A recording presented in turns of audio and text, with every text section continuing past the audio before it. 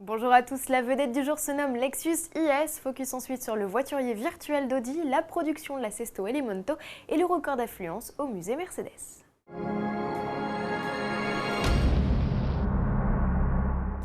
Surprise chez Lexus, la nouvelle génération de la berline IS se dévoile quelques heures avant l'ouverture du salon de Détroit, et ce à travers une petite poignée de clichés. Alors le changement le plus radical, c'est sa gueule, elle reprend comme promis la large calandre inaugurée sur le concept LF-CC.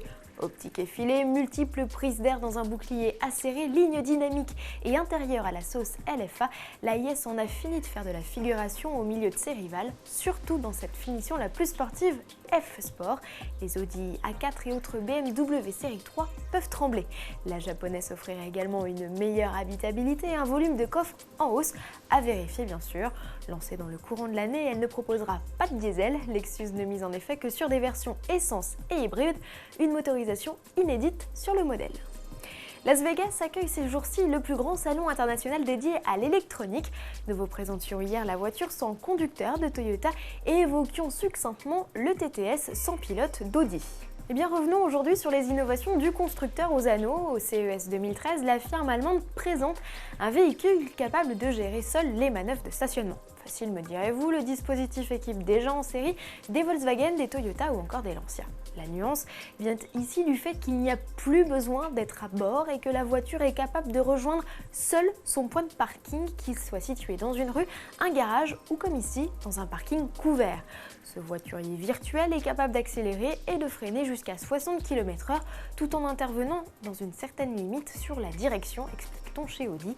Une innovation qui pourrait faciliter la vie de bon nombre d'automobilistes et en particulier ceux pas spécialement très doués pour les créneaux.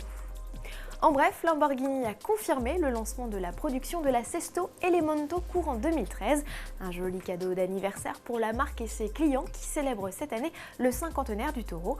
Le prototype sportif en carbone conservera les caractéristiques techniques du concept présenté en 2010 au Mondial de Paris, à savoir un poids de 999 kg et un V10 5 litres de 570 chevaux, capable de propulser l'engin à 100 km/h en moins de 2 secondes 5.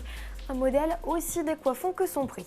Et oui, les 20 exemplaires seront facturés près de 2 millions d'euros l'unité. Pour finir, séquence nostalgie, les vieilles mécaniques du musée Mercedes de Stuttgart en Allemagne séduisent de plus en plus de visiteurs. La fréquentation a fait un bond ces derniers jours avec 722 000 personnes venues fouler les allées du lieu. Plus d'un tiers d'ailleurs sont étrangers.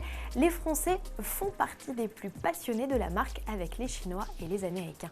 Le musée Mercedes, classé au top 50 des premières attractions touristiques d'Allemagne, devrait séduire encore un peu plus les visiteurs en 2013.